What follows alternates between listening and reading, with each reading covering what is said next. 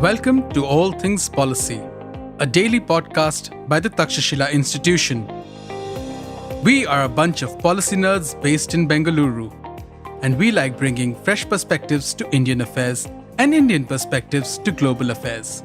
So grab a cup of coffee, sit back, and join us for today's chat. On January 13th, something subtle but significant happened in India's quick commerce ecosystem. Platforms best known for ultra-fast grocery delivery quietly began removing the phrase 10-minute delivery from their apps, interfaces, and advertising. This followed meetings with the Ministry of Labor and Employment, where companies were warned that continuing to market extreme speed could invite regulatory action over worker safety concerns. There was no formal ban and no written order, but the message was clear enough for platforms to change course.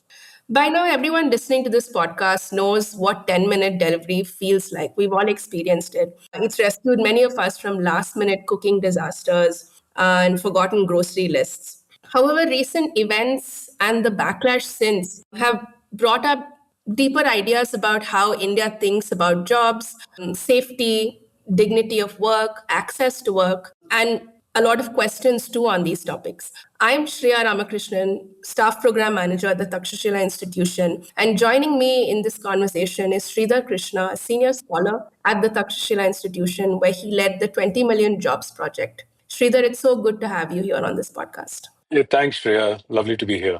Great. Sridhar, before we get into some of the events that may have sparked this train of decision making, what's your first take on 10-minute deliveries? Have you used them? Have you benefited from them over the years?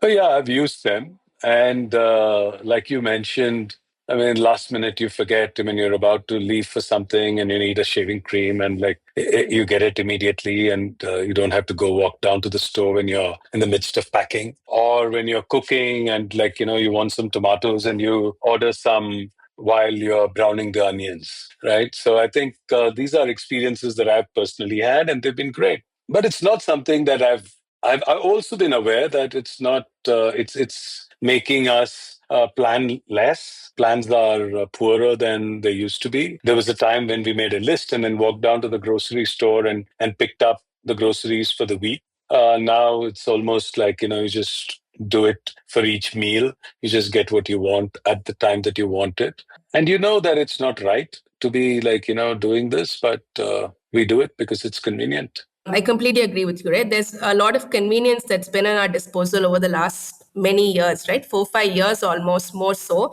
And that's made us complacent. I, for one, live 450 meters away from a dark store. And that information is shared with me when I turn on the app as well. And I have received deliveries under 10 minutes. It's not something I expect, but it has happened enough times for me to know that, I will receive them. If the delivery person's there and what I've ordered is easy to procure, it's quite possible that will happen. But also, ever since this recent, event, right, there is a lot of backlash about speed and how that raises deeper questions about safety, especially on Indian roads.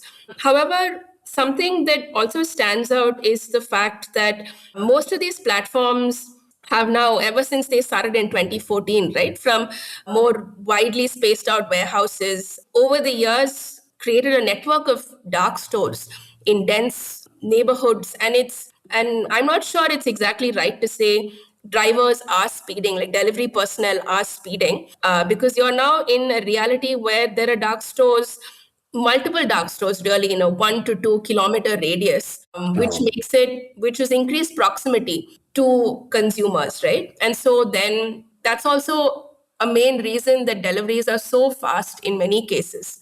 Yeah, that's true. I mean, deliveries are quite quick and very often, in fact, recently I ordered something. They said that they'll deliver it in 25 minutes because I think there's a directive that they're not supposed to commit that it'll come in 10, but it actually got delivered in less than 10 minutes. But there are also times when I've ordered from these Swiggy, Instamart or whatever and found that it's taken like 15, 20 minutes. So I guess it depends on what you're ordering and whether the dark store near your home has what you have ordered. Obviously, it has a lot to do with their stocking patterns, their ability to stock what that particular neighborhood will order, and they'll become better at it over time when they see your patterns of ordering and then like stock accordingly, all that. But I think this whole 10-minute thing is sounds nice. It sounds like, you'll get it in 10 minutes. It's like the 2-minute Maggie, which always took much more than 2 minutes. But it was a nice thing to say that, yes, you can get a Maggie in 2 minutes, right?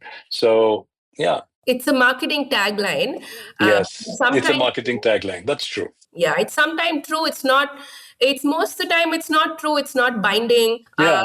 We're not expecting it to be true even, and a lot of the times what's shown to us is not exactly shared with the drivers. Also, I'm reading Hmm.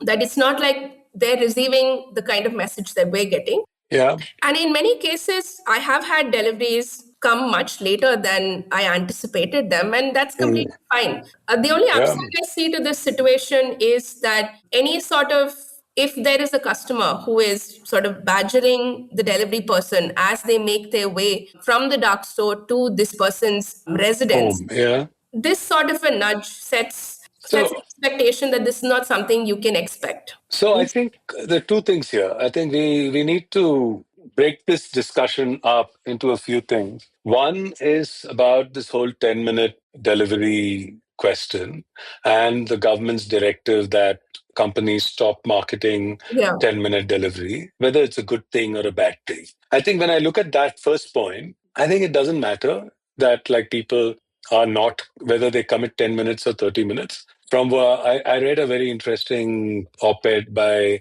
our colleague Anupam Manur in the Times of India, where it's called the 10-minute drama, and it's a good read. We put the link to it in the notes, and it's he clearly articulates it. These people are paid, the gig workers are paid, the delivery agents are paid based on the number of deliveries they make. Even if they promise a 30-minute delivery, if they come in and deliver and go back, I mean, if they ride rashly, they are going to ride rashly, irrespective of whether it's a 10-minute delivery or a 30-minute delivery. They're not going to drive any faster because it's a 10-minute commitment. Because, like you said, it's not as though on their app they are told that it has to be delivered in 10 minutes. So that's number one. The second aspect is that while they've said 10 minutes, they never committed to delivering it in 10 minutes. And they have never said that if they don't deliver it within 10 minutes, they'll give it to you for free. So it's not like that pizza delivery thing in the past where companies would say that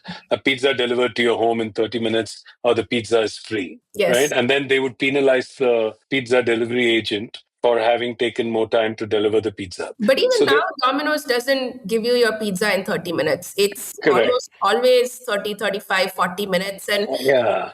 I mean, And there are very, very few customers who will turn around and try to, they know very well that it's the delivery agent who will get penalized in such situations, so they don't complain. So I think that's not really the problem. And Anupam also points out that, road safety in India has been always poor. People drive very badly, and it's not just the delivery agents who drive badly. All of us drive badly in India. And since all of us, and it's a very interesting thing he says when he says that traffic rules in India are viewed as optional suggestions rather than mandatory diktats. yeah. So I think that's the way people seem to be looking at it. And why would you expect a delivery agent follow all the traffic rules, which nobody else in the city seems to be following in any case? So Yeah. I think it's just that they wear uniforms and they're visible. So you might suddenly see you can't recognize the other people who ride on the roads because they're all wearing they wear different clothes,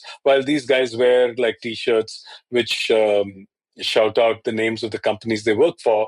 And Yes. therefore, that, a Swiggy or a Zomato guy is riding badly or whatever. So it's easy to But make it's generalization. easy to make a generalization just based on that. I don't think there's any data to suggest that the Swiggy or a Zomato driver is more responsible for accidents than other people in this country. So I think it's more optics. It's more performative empathy. That's what I coin it. And I think it's just that rather than really trying to solve the problem. It's also not going to solve the problem, at least in the short term, with this kind of a measure, because this is just marketing communication. I can find 10 other ways to say the same thing without using the words 10-minute delivery or any such synonyms. You can still communicate to your consumer that this is the benefit you are providing, because this is obviously their USP. They built their whole sort of warehousing network around this kind of a model where delivery people can churn out more volume of deliveries only because Yeah. they're servicing a particular neighborhood. So they're staying within that 2 to 3 kilometer radius. And so I don't see this problem being addressed by this kind of a diktat in any case. Uh, Yeah. but you also raise an important point about performative empathy, right? What this also does is, for some of us who've written about this and thought about this, like you mentioned, Anupam has, one thing is pretty clear in that this has a lot to do about the model and less about speed in that sense. But it also raises deeper questions about whether these kinds of jobs are, they pay well. Are they offering, good working conditions? This obviously comes in the backdrop of there being, gig worker strikes in multiple cities with almost 1 to 2 lakh gig workers who participated Yeah. in these strikes. So this comes in backdrop of that. There have also been multiple stories of journalists who masqueraded as gig workers to sort of see their appraise their living conditions. There have been articles they've written. There's also been a movie by Nandita Das on with the protagonist being a gig worker and sort of offering like a texture of their lived working experience. So there is a lot of there are accounts of work experiences of gig workers. There have also been a lot of grievances that gig worker unions have shared about the lack of health insurance, the state of our roads, safety gear, fickle incentives. So there is a fair bit of unhappiness among drivers and delivery people about their compensation, safety, job security that exists. And that's also a reality that, I think platforms have to contend with going forward and sort of find solutions to. But I'm only offering this as a backdrop to possibly why such a response has come from the government, but also that it's not really doing much for the larger issues that remain unsolved here. Yeah, I think call it performative empathy because if people are truly feeling bad about the gig workers, I think we have to acknowledge the fact that we live in a country in which only 10% of the people who work earn more than 25,000 rupees a month, right? I think that's an important data point for us to think of. And when we are a country in which a large number of people earn less than that, I mean, a gig worker doesn't earn much less than this 25,000 rupees a month Sure. number. So they probably earn, depending on who you speak to, you might be earning 15,000, 20,000 rupees a month or something like that. So they're not earning much less than the national average. It's also important to not look at many of the reports that many of us read about gig workers emanate from the West. Gig workers in an Uber driver in the UK or in the US might earn less than the national average pay of a British citizen or an American citizen.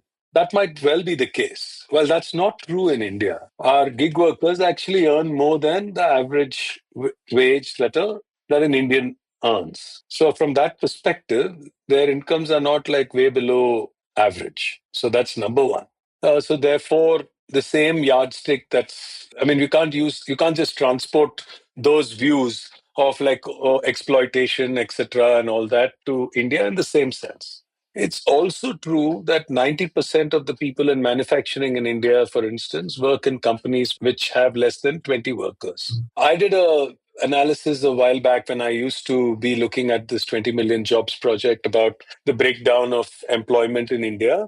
And when you look at it, at that time, what, 3-4 years back, we had about 550, 600 million people who were in the workforce, and less than 60 million people were in jobs which are in the formal sector and were permanent in nature, right? It is these permanent workers in these small number of organized sector companies who earn a good wage and who earn, like, I mean, the medium wage in organized sector in the formal workforce is about 25,000 rupees a month. While in the unorganized sector, which is the rest of the people, including agriculture, etc., I mean, the median wage is about 10,000 rupees, right? So there's a significant difference between the formal sector and the informal sector, the organized and unorganized, the permanent workers, the temporary workers, the casual workers, the fixed time employment contract workers, and so on. So it's wonderful, it's very nice, it's a nice objective for us to have, that all the 600 million people who work in our country should have jobs in the formal sector with working conditions akin to those at, say, Tata Steel or something like that. I think that would be perfect. That would be wonderful if we The could achieve situation. that. Yeah. But that's not the reality in India. And 90% of the people don't have such jobs, right? So when you look at a gig worker and say that they are not paid well or they don't have benefits, healthcare, insurance, etc., what you're really saying is we're just referring to that group of people, but it really means that 90%. It would be better stated if we were to say that 90% of the people working in India don't have insurance, don't have health cover, have poor working conditions, and so on. And that would be true. So instead of just focusing on the small number of gig workers, I think we'd be better off fixing the whole thing. And why is that the case? It's because there's a reason why in India we don't have very large companies. We've always tried to remain small. We've had like huge incentives from a labor law perspective for companies to remain small. Companies which had more than 100 people had to, if they wanted to lay off people, had to get permission. Now it's been increased to 300 people now. But I think there's always been an incentive for companies to remain small, and there have been incentives for companies to not, and those who remain small and out of the ambit of these labor laws are provided very poor working conditions to their people. So these labor laws, instead of actually improving the quality of living conditions and working conditions to their employees, ended up creating a large number of workers whose working conditions were really terrible. Right. So I think that's been the unintended consequence Yeah. of our stringent labor laws. And also we have poor infrastructure. We have poor roads, quality of roads. We don't have power which is uninterrupted and of good quality available to factories in our country. Adequate power is not available. There's not enough water. There's not running water that's available to most people. I mean, these are the kind of basic things that are not there. And Right. when they are not there, it becomes we're not a great place to do business in. And therefore, when somebody like a Zomato or Swiggy offers these gig workers jobs, which allows them to ride motorcycles and wear a smart uniform and go to work, it looks like a step up from the alternatives that they have, which are really bad. And while it is true that the quality of their working conditions are not great, they're not ideal, it still is better than what their alternative is. And that's the problem. Would it be fair to say that, increased dignity at work is tied to more availability of better quality jobs in India? Yeah. Because so far we've been thinking of it as two separate problems. Like this is something that, Yeah. that these platforms need to address on their own, and then we will solve the problem of these worker strikes and issues that have been going on, like a silo issue. Exactly. I mean, if there were better jobs available, why would anybody want to, ride a motorcycle in the sun under the terrible traffic in Bangalore and like other big cities in our country and go out and deliver food and food to somebody who's like hungry and therefore not in a good mood when they receive it, right? I don't think that it's anybody's idea of a dream job. But then, most people in our country just don't have those options, and that's why they do it. I think that's what it is. Yeah. So I think to answer your question, I think the point is that if like, for instance, if there were better jobs available, nobody would be doing these jobs. And similar to the situation where, if you just take the fact that most people in India, in the cities, who earn even 40, 50,000 rupees a month, have some kind of domestic help available to them to do some cleaning and washing of dishes and so on. That would not be the case if, like, people, if those domestic workers were paid a true living wage, right? And those people wouldn't be taking up these jobs if there were other alternatives available to them. So therefore, most of us live in comfort in our country because there are a large number of people who are poor, who don't seem to have other opportunities and options, and therefore do the whatever little jobs that's available to them. And without fixing the problem of why we don't have enough jobs in our country and why we don't have better jobs in our country, why we don't have more productive jobs available in our country, we cannot, just say, I will stop people from delivering food to you or doing this work or that work. I think essentially first we have to create the environment where there are alternatives available. Once those are there, automatically people would say that, hey, I'm willing to pay 100 rupees for a delivery to my house, not 30. And the gig worker would end up getting paid better. Yeah, I mean, you raise a very interesting point, right? Just like you said, the informal sector for a really long time hasn't received the kind of attention and regulation or the easing up of labor laws that it rightfully deserves, right? We all know of household help who are making way less than that would be fair to pay them. And only because there's literally nothing that Yeah. And we don't have a very skilled workforce. We have a large number of people working, but we have a very unskilled workforce. And therefore, and these are people, and we don't have manufacturing of scale, which typically in most countries employ these unskilled workers, but our manufacturing just didn't take off. And so therefore, these people just took up any and every job that came their way. Unemployment under the unskilled looks low, but they're really not very low. I mean, unemployment is, but it's not really. It's underemployment is the reality in most of these cases. The people who have graduate degrees, etc., and those people, the unemployment amongst them is higher. That's because those people are affluent enough to wait for the job that they want. Yeah, so there is a fair bit of disparity. Speaking about household help earlier, right? There are multiple civic organizations and non-profits that are working to further their rights in terms of fairness. But of course, it's a long fight. It needs government intervention, which only begs the question to me that this seems like a very small, insignificant change that has happened for this quick commerce sector. It leaves us with more questions than answers, like the quality of India's roads, right? We haven't spoken about that, but it also brings big questions about our public infrastructure, the shambolic state it is in currently, and the fact that we're seeing about 1 to 2 million people on Indian roads making quick deliveries and they're all in uniform. It just brings to light that this is a larger issue that remains unsolved. Yeah, I think that's really what it is. I think it's not about government intervention, even in the case of domestic help. It's not about government intervention.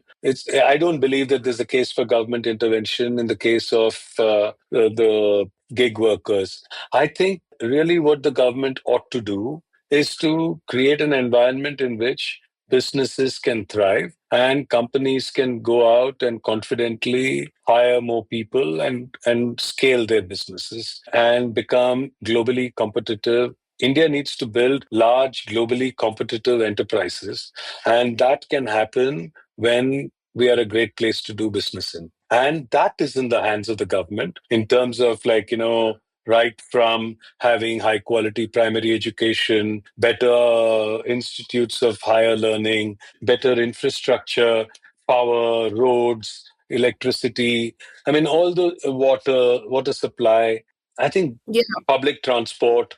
I mean, there's so many things that the government could be doing and ought to be doing in order to make this a country where we can generate large numbers of highly productive jobs. Once we do that, automatically there will be fewer people willing to do domestic help. There will be fewer people willing to do these low paid delivery jobs, and automatically either those domestic help and the delivery people will be paid a higher wage, or those jobs will cease to exist because like people will have alternate means of employment, which are good. I think that's what the government should focus on. Yeah. Yeah, you also spoke about how, in many cases, these are sort of transitionary, short-term jobs for them till they find better opportunities, and how that would be like the best-case scenario at this point of time for these kinds of workers. I think. Correct. I don't think anybody wants to be a delivery agent for life, right? They Right. want better jobs and they will try to get better jobs. They might be educating themselves while they're doing this. There may be students who are doing these jobs to fund their education at the moment. There could be various things that they may be doing before they can get better jobs. And I think that's the future. Yeah. Awesome, Sridhar. This conversation has, I think, brought out for us so many deeper questions than just, is a 10-minute delivery right or wrong? Is the government, should they do more than just banning this? But it also, I think we've gotten a sense of productivity, public infrastructure, jobs, dignity at work. I think we've touched upon all of these. And I think we've also discussed more than just gig workers as a type of employee class, right? But also looked at other sorts of informal work sectors. Yeah. And how this applies to all of that. And it's not just about this one group. Correct. This is just a group that's getting a lot of fire right now, I think, because, quick commerce is also a fairly new industry. They've also transformed quite a bit over the years. Yeah, I think it's also because the founders of these companies have become billionaires, and it just seems a bit unfair to see that when you have made billions from your company, people who work for you and who are delivering the services that you provide are barely earning a living wage. It just seems wrong. And I think that's why people are reacting to it in the way they are. But it doesn't we shouldn't find cures which are worse than the disease. Wow, rightfully said, and a great place to end this podcast. We link the articles that we spoke about in today's podcast in the show notes. What are your thoughts on this topic? Please write to us at contact@takshashila.org.in. Thanks again, Sridhar. This has been an extremely valuable conversation. I'm taking away a lot of insights on how to think about this problem in a much sort of broader macro way than how it's playing out to be currently. And I hope it's been useful for our listeners as well. Thanks, Shreya. It was lovely talking to you.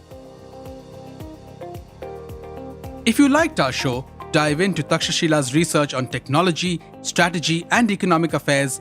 Check us out at our Twitter handle @TakshashilaInst or our website takshashila.org.in.